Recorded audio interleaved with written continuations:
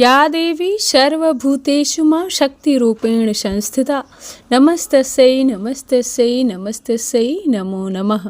जय माता दी। सभी भक्त जनों पर माँ भगवती की कृपा सदा सर्वदा बनी रहे। आज के इस वीडियो में आप सुनेंगे दुर्गा सप्तशती का दूसरे दिन का अध्याय, जिसमें आज आप अध्याय 2 और 3 का श्रवण करेंगे। आज के अध्याय से पहले आप सभी सुनेंगे श्री दुर्गा कवच का पाठ। तो चलिए सब मिलकर पूर्ण श्रद्धा और भक्ति भाव से आज की कथा का श्रवण करते हैं। श्री चंडी कवच के ब्रह्म ऋषि अनुष्टुप छंद चामुंडा देवता अंगन्यास में कही गई है। माताएं बीज बंध देवता तत्व हैं। श्री जगदम्बा की प्रीति के लिए सप्तशती के पाठांग भूत जप में इसका विनियोग किया जाता है। चंडिका देवी को नमस्कार है। मार्कंडेय जो इस संसार में परम गोपनीय तथा मनुष्यों की सब प्रकार से रक्षा करने वाले हैं और जो अब तक आपने दूसरे किसी के सामने प्रकट नहीं किया हो, कोई ऐसा साधन मुझे बताइए। तब ब्रह्मा जी बोले, हे ब्राह्मण, ऐसा साधन तो एक देवी का कवच ही है, जो गोपनीय से भी परम गोपनीय, पवित्र और संपूर्ण प्राणियों का उपकार करने वाला है। महामुनि, उसे श्रवण करो। देवी की 9 मूर्तियां हैं, जिन्हें 9 दुर्गा कहते हैं। उनके पृथक पृथक नाम बतलाए जाते हैं।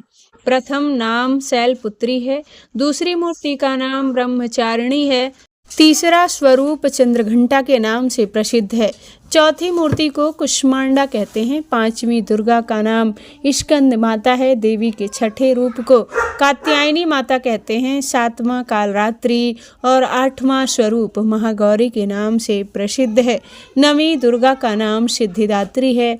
यह सब नाम सर्वज्ञ महात्मा वेद भगवान के द्वारा ही प्रतिपादित है। जो मनुष्य अग्नि में जल रहा हो, रणभूमि में शत्रुओं से घिर गया हो, विषम संकट में फंस गया हो, तो इस प्रकार भय से आतुर होकर जो भगवती दुर्गा की शरण में प्राप्त हुए हों, उनका कभी कोई अमंगल नहीं होता। युद्ध के समय संकट में पड़ने पर भी उनके ऊपर कोई विपत्ति नहीं दिखाई देती। उन्हें शोक, दुख और भय की प्राप्ति नहीं होती। जिन्होंने भक्ति पूर्वक देवी का स्मरण किया है, उनका निश्चय ही अभुदय होता है। देवेश्वरी, जो तुम्हारा चिंतन करते हैं, उनकी तुम निसंदेह रक्षा करती हो। चामुंडा देवी प्रेत पर आरूढ़ होती हैं, वाराही भैंसे पर सवार होती हैं, इंद्रिय का वाहन ऐरावत हाथी है, वैष्णवी देवी गरुड़ पर ही आसन जमाती हैं, महेश्वरी वृषभ पर आरूढ़ होती हैं, कुमारी का वाहन मयूर है और भगवान विष्णु की प्रियतमा लक्ष्मी देवी कमल के आसन पर विराजमान है और हाथों में कमल धारण किए हुए हैं। वृषभ पर आरूढ़ ईश्वरी देवी श्वेत रूप धारण कर रखा है। ब्राह्मी देवी हंस पर बैठी हुई हैं और सब प्रकार के आभूषणों से विभूषित हैं। इस प्रकार वह सभी माताएं सब प्रकार की योग शक्तियों से संपन्न हैं। इनके सिवा और भी बहुत सी देवियां हैं, जो अनेक प्रकार के आभूषणों की शोभा से युक्त और नाना प्रकार के रत्नों से सुशोभित दिखाई देती हैं। यह शंख, चक्र, गदा, शक्ति, हल और मूसल, खेटक और तोमर, पशु तथा पाश, कुंत और त्रिशूल और उत्तम सारंग, धनुष आदि अस्त्र शस्त्र अपने हाथों में धारण करती हैं। दैत्यों के शरीर का नाश करने में, भक्तों को अभयदान देना और देवताओं का कल्याण करना, यही उनके शस्त्र धारण का उद्देश्य है। कवच आरंभ करने के बाद पहले इस प्रकार प्रार्थना करनी चाहिए कि महान रौद्र रूप, अत्यंत घोर पराक्रम, महान बल और महान उत्साह वाली देवी, आप महान भय का नाश करने वाली हो, आपको नमस्कार है। आपकी ओर देखना भी कठिन है। शत्रुओं का भय बढ़ाने वाली जगदम्बे, मेरी रक्षा करो। पूर्व दिशा में इंद्रिय इंद्र शक्ति मेरी रक्षा करें। अग्नि कोण में अग्नि शक्ति, दक्षिण दिशा में वाराही और नरत कोण में खड्ग धारिणी मेरी रक्षा करें। पश्चिम दिशा में वारुणी और वावव्य कोण में मृग पर सवारी करने वाली देवी मेरी रक्षा करें। उत्तर दिशा में कुमारी और ईशान कोण में शूल धारिणी देवी रक्षा करें। ब्राह्मणी, आप ऊपर की ओर से मेरी रक्षा करो और वैष्णवी देवी नीचे की ओर से मेरी रक्षा करें। इसी प्रकार शव को अपना वाहन बनाने वाली चामुंडा देवी दसों दिशाओं में मेरी रक्षा करें। जया आगे और विजया पीछे की ओर से मेरी रक्षा करें। वाम भाग में अजिता और दक्षिण भाग में अपराजिता रक्षा करें। उद्धत निशिका की रक्षा करें। उमा मेरे मस्तक पर विराजमान होकर रक्षा करें। ललाट में मालाधारी रक्षा करें और यशवनी देवी मेरी भौहों का संरक्षण करें। भौहों के मध्य भाग में त्रिनेत्रा और नथलूर रक्षा करें और दोनों नेत्रों के मध्य भाग में शंखिनी और कानों के द्वार वासिनी रक्षा करें। कालिका देवी कपोल की तथा भगवती शंकरी कानों के मूल भाग की रक्षा करें। नासिका में सुगंधा और ऊपर के होठ में चर्चिका देवी रक्षा करें। नीचे की होठ में अमृत कला और जीवा में सर्वस्वती देवी रक्षा करें। कुमारी दांतों की और चंडिका कंठ प्रदेश की रक्षा करें। चित्रघंटा गले की घाटी और महामाया तालु में रहकर रक्षा करें। कामाक्षी ठोड़ी और सर्वमंगला मेरी वाणी की रक्षा करें। भद्रकाली ग्रीवा में और धनुर्धारी पृष्ठवंश अर्थात मेरुदंड में रहकर रक्षा करें। कंठ के बाहरी भाग में नीलग्रीवा और कंठ की नली में नलकोबरी रक्षा करें। दोनों कंधों में खड़ग और मेरी दोनों भुजाओं की वज्र धारिणी रक्षा करें। दोनों हाथों में दंडनी अंबिका रक्षा करें। शूलेश्वरी न्यू की रक्षा करें। कुलेश्वरी कुछी अर्थात पेट में रहकर रक्षा करें। महादेवी दोनों स्तनों की और शोक विनाशिनी देवी मन की रक्षा करें। ललिता देवी हृदय में और शूल धारिणी उदर में रहकर रक्षा करें।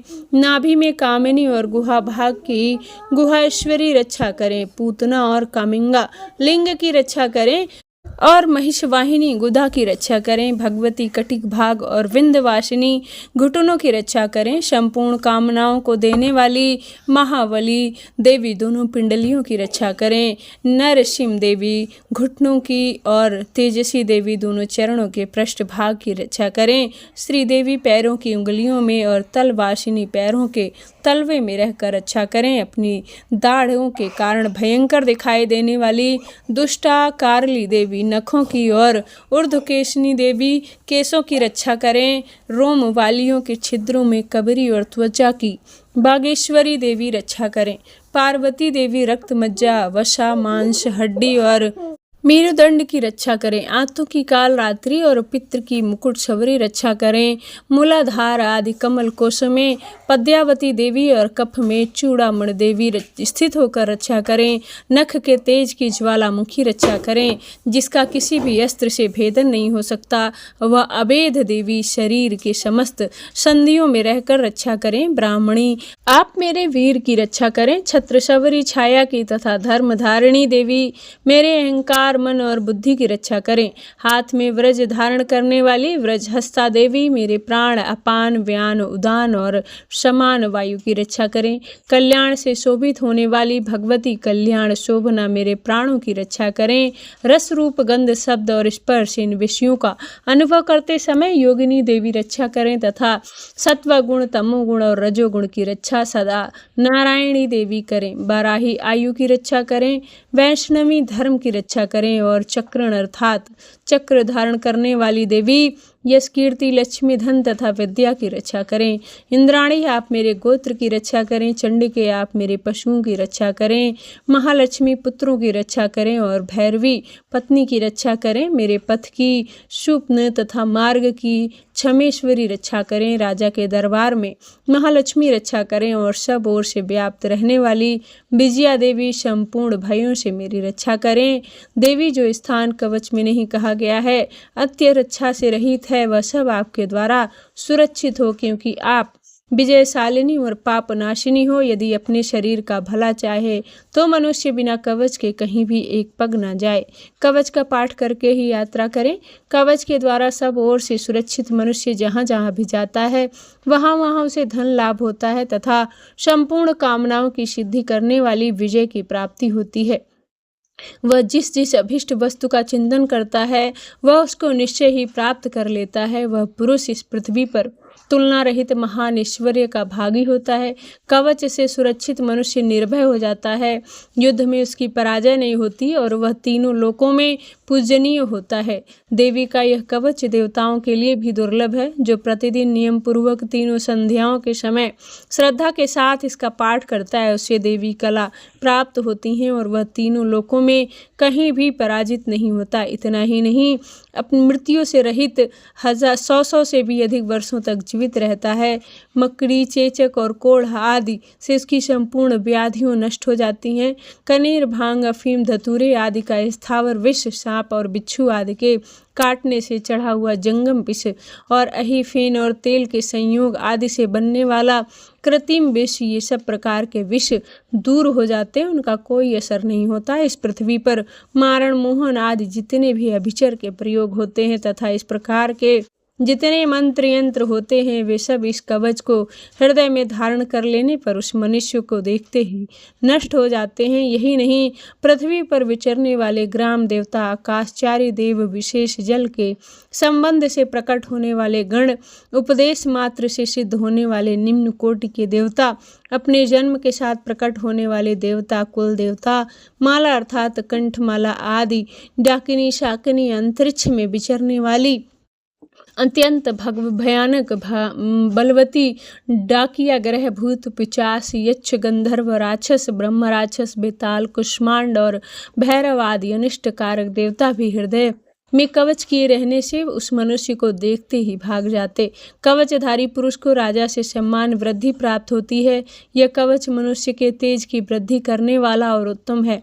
कवच का पाठ करने वाला पुरुष अपनी कीर्ति से विभूषित भूतल पर अनेक सुयश के साथ साथ वृद्धि को प्राप्त होता है। जो पहले कवच का पाठ करके उसके बाद सप्तशती चंडिका का पाठ करता है, उसकी जब तक वन, पर्वतों और नदियों यह पृथ्वी टिकी रहती है, तब तक यहाँ तक कि पुत्र, पौत्र आदि संतान परंपरा बनी रहती है। फिर देह के अंत होने पर वह पुरुष भगवती महामाया के प्रसाद से उस नित्य परम पद को प्राप्त होता है, जो देवताओं के लिए भी दुर्लभ है। यह सुंदर दिव्य रूप धारण करता है और कल्याणम शिव के साथ आनंद का भागी होता है। श्री दुर्गा कवच पाठ संपूर्ण हुआ। अब सुनिए श्री दुर्गा सप्तशती का दूसरा अध्याय। और दूसरे अध्याय में देवताओं के तेज से देवी का प्रादुर्भाव और महिषासुर की सेना का वध का वर्णन किया गया है। आइए अब हम सब मिलकर माँ भगवती का ध्यान करके आज के अध्यायों का शुभारंभ करते हैं। कमल के आसन पर बैठी हुई प्रसन्न मुख वाली महिषासुर मर्दनी भगवती महालक्ष्मी जी का भजन करती हूँ, जो अपने हाथों में अक्षमाला, फरसा, गदा, बाण, व्रज, पद्य, धनुष, कुंका, दंड, शक्ति, खड्ग, ढाल, शंख, घंटा, पात्र, शूल, पास और चक्र धारण करती हैं। मार्कंडेय ऋषि कहते हैं, पूर्व समय में देवताओं और असुरों में पूरे 100 वर्ष तक घोर संग्राम हुआ था। उसमें असुरों का स्वामी महिषासुर था और देवताओं के नायक इंद्र थे। उस युद्ध में देवताओं की सेना महाबली असुरों से परास्त हो गई। संपूर्ण देवताओं को जीतकर महिषासुर इंद्र बन बैठा। तब पराजित देवता प्रजापति ब्रह्मा जी को आगे करके उस स्थान पर गए जहाँ भगवान शंकर और विष्णु भगवान विराजमान थे। देवताओं ने महिषासुर के पराक्रम तथा अपनी पराजय का यथावत वृतांत उन दोनों देवेश्वर से विस्तार पूर्वक कह सुनाया। वे बोले, भगवान महिषासुर सूर्य, इंद्र, अग्नि, वायु, चंद्रमा, यम, वरुण तथा अन्य देवताओं के भी अधिकार छीनकर स्वयं ही सबका अधिष्ठात्रा बन बैठा है। उस दुरात्मा महेश ने समस्त देवताओं को स्वर्ग से निकाल दिया है। अब वे मनुष्यों की तरह पृथ्वी पर लोक पर विचर रहे हैं। दैत्यों की यह सारी करतूत हमने आप लोगों से कह सुनाई। अब हमें आपकी शरण में आए हैं, उसके वध का कोई उपाय सोचिए। इस प्रकार देवताओं के वचन सुनकर भगवान विष्णु और शिव ने दैत्यों पर बड़ा क्रोध किया और उनकी भौहें तन गई। उनका मुंह टेढ़ा हो गया और अत्यंत कोप से भरे हुए चक्रपाणी श्री विष्णु के मुख से एक महान तेज प्रकट हुआ। इसी प्रकार श्री ब्रह्मा, शंकर, इंद्र आदि अन्य देवताओं के शरीर से भी बड़ा भारी तेज प्रकट हुआ। वह सब मिलकर एक हो गया। महान तेज का वह पुंज जब ज्वालामान पर्वत सा जान पड़ा, देवताओं ने देखा वहां उसकी ज्वाला संपूर्ण दिशाओं में व्याप्त हो रही संपूर्ण देवताओं के शरीर से प्रकट हुए उस तेज की कहीं तुलना नहीं थी। एकत्रित होने पर वे एक नारी के रूप में परिणित हो गया और अपने प्रकाश से तीनों लोकों में व्याप्त जान पड़ा। भगवान शंकर का जो तेज था उससे उस देवी का मुख प्रकट हुआ। यमराज जी के तेज से उसके सिर में बाल निकल आए। श्री विष्णु भगवान के तेज से उसकी भुजाएं उत्पन्न हुई। चंद्रमा के तेज से दोनों स्तनों का और इंद्र के तेज से मध्य भाग का प्रादुर्भाव हुआ। वरुण के तेज से जंघा और पिंडली तथा पृथ्वी के तेज से नितंब भाग प्रकट हुआ। ब्रह्मा जी के तेज से दोनों चरण और सूर्य के तेज से उनकी अंगुलियां और वसु के तेज से हाथों की उंगलियां और कुबेर के तेज से नासिका प्रकट हुई। उस देवी के दांत प्रजापति के तेज और तीनों नेत्रों से अग्नि के तेज से प्रकट हुए थे। उसकी भौं संध्याओं के कान वायु तेज से उत्पन्न हुए थे। इस प्रकार अन्य देवताओं के तेज से उस कल्याणमयी देवी का आविर्भाव हुआ। इसके बाद समस्त देवताओं के तेज पुंज से प्रकट हुई देवी को देखकर महिषासुर के सताए हुए देवता बड़े प्रसन्न हुए। पिनाकधारी भगवान शंकर ने अपने शूल से एक शूल निकालकर उन्हें दिया। भगवान विष्णु ने भी अपने चक्र से चक्र उत्पन्न करके भगवती को अर्पण कर दिया। वरुण ने भी शंख भेंट किया। अग्नि ने उन्हें शक्ति दी और वायु ने धनुष बाण से भरे हुए 2 तरकस प्रदान किए। सहस्त्र नेत्रों वाले देवराज इंद्र ने अपने व्रज से व्रज उत्पन्न करके दिया। इरावत हाथी से उतार कर एक घंटा भी प्रदान किया। यमराज ने काल दंड से दंड, वरुण ने पास से प्रजापति से स्फटिका और अक्ष की माला दी और ब्रह्मा जी ने कमंडल भेंट किया। सूर्य ने देवी के समस्त रोमकूपों में अपनी किरणों का तेज भर दिया। काल ने उन्हें चमकती हुई ढाल और तलवार दी। सागर ने उज्ज्वल हार तथा कभी जीर्ण न होने वाले 2 दिव्य वस्त्र भेंट किए। साथ ही उन्होंने दिव्य चूड़ामणि, 2 कुंडल, कड़े, उज्ज्वल अर्ध चंद्र, सब बाहु के लिए केयूर, दोनों चरणों के लिए निर्मल नूपुर, गले की सुंदर हंसली और सब अंगुलियों में पहनने के लिए रत्नों की बनी हुई अंगूठियां भी दी। विश्वकर्मा ने उन्हें अत्यंत निर्मल फरसा भेंट किया। साथ ही अनेक प्रकार के अस्त्र और अभेद कवच दिए। इसके सिवा मस्तक और वक्ष स्थल पर धारण करने वाले, कभी न कुमनाने वाले कमलों की मालाएं दी। जलधि ने उन्हें सुंदर कमल का फूल भेंट किया।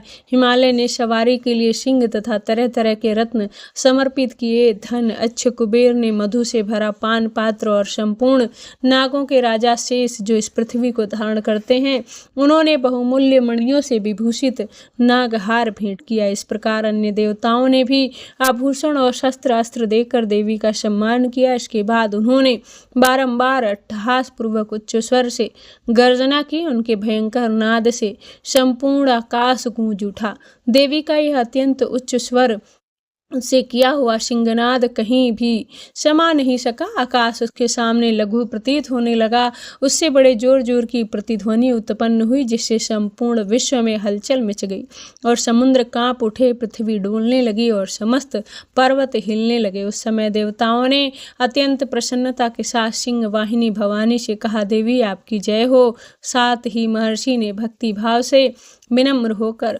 उनका स्तवन किया। पूर्ण त्रिलोकी और शोभग्रस्त को देखकर दैत्यगण अपनी समस्त सेना को कवच आदि से सुसज्जित कर हाथों में हथियार लेकर सहसा उठकर खड़े हो गए। उस समय महिषासुर ने बड़े क्रोध में आकर कहा, यह क्या हो रहा है? फिर वह संपूर्ण असुरों से घिरकर उस सिंहनाद की ओर लक्ष्य करके दौड़ा और आगे पहुंचकर उसने देवी को देखा जो अपनी प्रभा से तीनों लोकों को प्रकाशित कर रही थी। उनके चरणों के भार से पृथ्वी दबी जा रही थी। माथे के मुकुट से आकाश में रेखा खींच गई थी और अपने धनुष की टंकार से 7 पाताल को सुबोध किए देती थीं। अपनी हजारों भुजाओं से संपूर्ण दिशाओं को आच्छादित करके खड़ी थीं। इसके बाद उनके साथ दैत्यों का युद्ध छिड़ गया। नाना प्रकार के अस्त्र शस्त्रों से प्रहार से संपूर्ण दिशाएं उदास होने लगीं। चिर नामक महान असुर महिषासुर का सेनानायक था। वह देवी के साथ युद्ध करने लगा। अन्य भी चतुरंगी सेना साथ लेकर चामर भी लड़ने लगा। 6000 निर्वेदम नाम के महाद 5 करोड़ रथी सैनिकों सहित युद्ध में अटे पड़े थे। 60 लाख रथी निर्वेदम राक्षस हाथी सवार और घुड़सवारों के अनेकों दल 1 करोड़ रथी निर्वेदम शक्ति मूसल खड़ग परशु और फट्टी आदि अस्त्र शस्त्रों से प्रहार करते हुए युद्ध कर रहे थे। कुछ दैत्य ने उन पर शक्ति का प्रहार किया, कुछ लोगों ने पासे फेंके और कुछ दूसरे दैत्यों ने खड़ग से प्रहार करके देवी को मार डालने का उद्योग किया। देवी ने क्रोध में भरकर खेल खेल में ही अपने अस्त्र शस्त्रों की वर्षा करके दैत्यों के समस्त अस्त्र शस्त्र काट डाले। उनके मुख पर परिश्रम की थकावट का रंच मात्र भी चिन्ह नहीं था। देवता और ऋषि उनकी स्तुति करते थे और वे भगवती परमेश्वरी दैत्यों के शरीर पर अस्त्र शस्त्रों की वर्षा करती रहीं। देवी का वाहन सिंह भी क्रोध में भरकर गर्दन के बालों को हिलाता हुआ असुरों की सेना में इस प्रकार विचरने लगा मानो वनों में दावानल फैला रहा हो। रणभूमि दैत्यों के साथ युद्ध करती हुई अंबिका देवी ने जितने निश्वास छोड़े वे सभी तत्काल सैकड़ों हजारों गणों के रूप में प्रकट हो गए और प्रशु, भिपाली, खड़ग और पट्टी आदि अस्त्रों द्वारा असुरों का सामना करने लगे।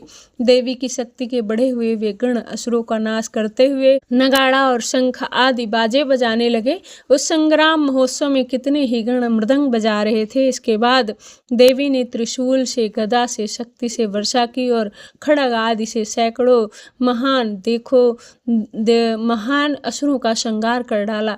कितने को घंटों के भयंकर नाद से मूर्छित होकर मार गिराया। बहुतेरे दैत्यों को पास से बांधकर धरती पर घसीटा। कितने ही दैत्य उनकी तीखी तलवार की मार से दो दो टुकड़े हो गए। कितने ही गदा की चोट से घायल होकर धरती पर सो गए। कितने ही मूसल की मार से अत्यंत आहत होकर रक्त बमन करने लगे। कुछ दैत्य शूल से छाती फट जाने के कारण पृथ्वी पर ढेर हो गए। रणागण में बाण समूहों की वृष्टि से कितने असुरों की कमर टूट गई। बाज की तरह झपटने वाले देव पड़कर गण अपने प्राणों से हाथ धोने लगे। किन्हीं की बाहें छिन्न भिन्न हो गई, कितनों की गर्दनें कट गईं। कितने ही दैत्यों के मस्तक कटकर गिरने लगे। कुछ लोगों के शरीर के मध्य भाग ही विदीर्ण हो गए। कितने ही महान दैत्य जांघें कट गईं। न जाने कितने पृथ्वी पर गिर पड़े। कितनों को देवी ने एक बाह और एक पैर, एक नेत्र वाले करके दो टुकड़ों में चीर डाला। कितने ही दैत्य मस्तक कट जाने पर भी गिर कर उठ खड़े हो जाते और फिर केवल धड़ के रूप में ही अच्छे अच्छे हथियार हाथ में लेकर देवी के साथ युद्ध करने लगे। दूसरे कम्बंद युद्ध के बाजों की लय पर नाचते और कितने ही बिना सिर के धड़ हाथों में खड़ग शक्ति और फरसा लिए दौड़ते एक दूसरे के महान ठहरो ठहरो यह कहते हुए देवी को युद्ध के लिए ललकारते। जहाँ घोर संग्राम हुआ था वहाँ की धरती देवी के गिराए हुए रथ, हाथी, घोड़े और असुरों की लाशों से ऐसी हो गई थी वहाँ चलना फिरना असंभव हो गया था। दैत्यों की सेना में हाथी, घोड़े और असुरों के शरीरों से इतनी अधिक मात्रा में रक्तपात हुआ कि थोड़ी देर में वहाँ खून की बड़ी बड़ी नदियाँ बहने लगीं। जगदम्बा ने असुरों की विशाल सेना क्षण भर में ही नष्ट करके काठ के भारी ढेर को अग्नि के कुछ क्षणों से भस्म कर दिया। बालों को हिला हिलाकर जोर से गर्जन करता हुआ दैत्यों के शरीर से मानो उनके प्राण ही चुन लेगा। वहाँ देवी के गणों ने भी उन महादैत्यों के साथ युद्ध किया, जिससे आकाश में खड़े हुए देवतागण उन पर बहुत संतुष्ट हुए और फूल बरसाने लगे। इस प्रकार श्री मार्कंडेय पुराण में सावर्णिक मनवंतर की कथा के अंतर्गत देवी महात्म्य में महिषासुर के वध का वर्णन सहित दूसरा अध्याय पूर्ण हुआ। माँ जगदम्बे का ध्यान करते हुए सभी प्रेम से बोलिए माँ जगदम्बे की जय। अब चलिए उनका ध्यान करते हैं। माँ जगदम्बे के श्री अंगों की कांति उदय काल के सहस्त्र सूर्य के समान है। वे लाल रंग की रेशमी साड़ी पहने हुए हैं। उनके गले में मुंडमाला शोभा पा रही है। दोनों स्तनों पर रक्त चंदन का लेप लगा है। वे अपने कर कमलों में जप मालिका, विद्या और अभय तथा वर नामक मुद्राएं धारण किए हुए हैं। वे तीनों नेत्र से सुशोभित, मुखारबिंद की बड़ी शोभा हो रही। उनके मस्तक पर चंद्रमा के साथ ही रत्नम मुकुट बंधा हुआ है और वे कमल के आसन पर विराजमान हैं। ऐसी देवी को मैं भक्ति पूर्वक प्रणाम करती हूँ। मार्कंडेय ऋषि कहते हैं, दैत्यों की सेना को इस प्रकार तहस नहस होता देख महान सेनापति क्रोध से चूर भरकर अंबिका देवी से युद्ध के लिए आगे बढ़ा। वह असुर रणभूमि में देवी के ऊपर इस प्रकार बाणों की वर्षा करने लगा जैसे बादल मेरुगिरी के शिखर पर पानी की धार बरसा रहा हो। तब देवी ने अपने बाणों से उसके बाणों के समूह को अनायास ही काटकर उसके घोड़े और सारथी को भी मार डाला। साथ ही उसके धनुष की की अत्यंत ऊंची ध्वजा को भी तत्काल काट गिराया। धनुष कट जाने पर उसके अंगों को अपने बाणों से बींध डाला।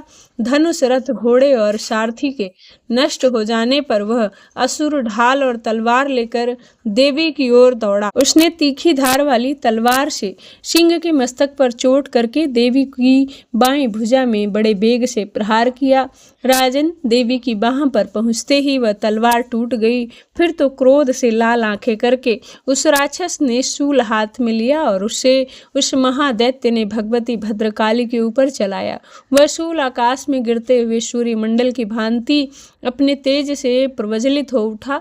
उस शूल को अपनी ओर आता देख देवी ने शूल का प्रहार किया। उससे राक्षस के शूल के सैकड़ों टुकड़े हो गए और साथ ही महादैत्य चक्षु की भी धज्जियां उड़ गईं और वह प्राणों से हाथ धो बैठा। महिषासुर के सेनापति उस पराक्रमी चीर के सामने मारे जाने पर देवताओं को पीड़ा देने वाला चामर हाथी पर चढ़कर आया। उसने देवी के ऊपर शक्ति का प्रहार किया और किंतु जगदम्बा ने उसे अपने हुंकार से ही आहत और निष्प्रभ करके तत्काल पृथ्वी पर गिरा दिया।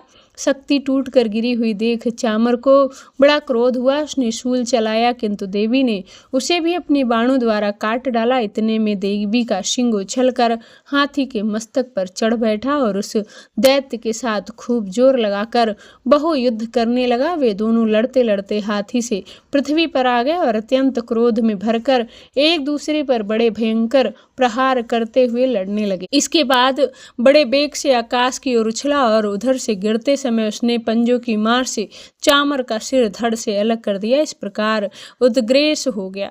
क्रोध में भरी हुई देवी ने गदा की चोट से उद्धत को का कचूमर निकाल दिया। भिंदर से वास्कल को और बाणों से ताम को और अंधक को मौत के घाट उतार दिया। 3 नेत्रों वाली परमेश्वरी ने त्रिशूल से उग्रश्रेया, उग्रवीर और महाहनु नामक दैत्य को मार डाला। तलवार की चोट से विड़ाल के मस्तक को धड़ से अलग काट गिराया। दुर्धरा और दुर्मुख इन दोनों को भी अपने बाणों से यमलोक भेज दिया। इस प्रकार सेना का संहार होता देख महिषासुर ने भैंसे का रूप धारण करके देवी के गणों को त्रास देना आरंभ किया। उसने सबको थूथन से मारकर किन्हीं के ऊपर खुरों का प्रहार करके किन्हीं किन्हीं को पूंछ से चोट पहुंचाकर कुछ को सींगों से विदीर्ण करके कुछ गणों को बेग से, किन्हीं को सिंहनाद से, कुछ को कुचल कर देकर और कितने को निश्वास वायु के झोंकों की धारा से ही धराशायी कर दिया। इस प्रकार गणों की सेना को गिराकर वह असुर महादेवी के सिंह को मारने के लिए झपटा। इससे जगदम्बा को बड़ा क्रोध हुआ। उधर महापराक्रमी महिषासुर भी क्रोध में भरकर धरती को खुर से खोदने लगा और अपने सींगों को ऊंचे ऊंचे पर्वतों को उठाकर फेंकने लगा और गरजने लगा। उसके बेग से चक्कर देने के कारण पृथ्वी क्षिब्ध होकर फटने लगी। उसकी पूंछ से टकराकर समुद्र सब ओर से धरती को डुबोने लगा। हिलते हुए सिंगों के आघात से विदीर्ण होकर बादलों के टुकड़े टुकड़े हो गए और उसके श्वास की प्रचंड वायु की बेग से उड़े हुए सैकड़ों पर्वत आकाश से गिरने लगे। इस प्रकार क्रोध से भरे हुए उस महादैत्य को अपनी ओर आते देख चंडिका ने उसका वध करने के लिए महान क्रोध किया। उन्होंने पास फेंक कर उस महान असुर को बांध दिया। उस महान असुर संग्राम में बंध जाने पर उसने भैंसे का रूप त्याग दिया और तत्काल सिंह के रूप में प्रकट हो गया। उस अवस्था में जगदम्बा जो उसका ही मस्तक काटने के लिए उद्धृत हुई थी, तेम ही वह खड़गधारी पुरुष के रूप में दिखाई देने लगा। तब देवी ने तुरंत ही बाणों की वर्षा करके ढाल और तलवार के साथ उस पुरुष को भी बींध डाला।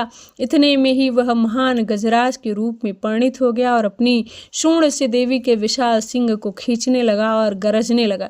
खींचते समय देवी ने तलवार से उसकी सूंड काट डाली और उस महान दैत्य ने पुनः भैंसे का शरीर धारण कर लिया और पहले की तरह चराचर प्राणियों सहित तीनों लोकों को व्याकुल करने लगा।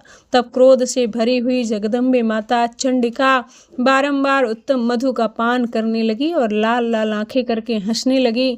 इधर वह बल और पराक्रम के मध्य से उन्मत्त हुआ राक्षस गरजने लगा और अपने सींगों से चंडी के ऊपर पर्वतों को फेंकने लगा। उस समय देवी अपने बाणों के समूहों से उसके फेंके हुए पर्वतों को चूर्ण करते हुए बोलते समय उनके मुख से मधु मधु के लाल हो रहा था और उनकी बाणी ललखड़ा रही थी। देवी ने कहा, ओ मूढ़, जब तक मधु पीती हूँ तब तक तू क्षण भर के लिए खूब गरज ले। मेरे हाथ से यहीं तेरी मृत्यु हो जाने पर शीघ्र ही देवता भी गर्जना करेंगे। ऋषि कहते हैं ऐसा कहकर देवी उछली और उस महान दैत्य के ऊपर चढ़ गईं। फिर अपने पैर से उसे दबाकर उन्होंने शूल से उसके कंठ में आघात किया। उसके पैर से दबा होने पर भी महिषासुर अपने मुख से दूसरे रूप में बाहर होने लगा। अभी आधे शरीर से ही वह बाहर निकल पाया था कि देवी ने अपने प्रभाव से उसे वहीं रोक दिया। आधा निकला होने पर भी वह महान दानव देवी से युद्ध करने लगा। तब देवी ने बहुत बड़ी तलवार से उसका मस्तक काट गिराया। फिर तो हाहाकार करती हुई दैत्यों की सारी सेना भाग गई और संपूर्ण देवता अत्यंत प्रसन्न हो गए। तब देवताओं ने दिव्य महर्षियों के साथ दुर्गा देवी का स्तवन किया। गंधर्वराज गान गाने लगे और अप्सराएं नृत्य करने लगीं। जय माता दी। इस प्रकार श्री मार्कंडेय पुराण में श्रावण मनवंतर की कथा के अंतर्गत देवी महात्म्य में महिषासुर वध नामक तीसरा अध्याय पूर्ण हुआ। इसके आगे के अध्याय आप सभी आने वाले कल वीडियो में जरूर देखें। धन्यवाद।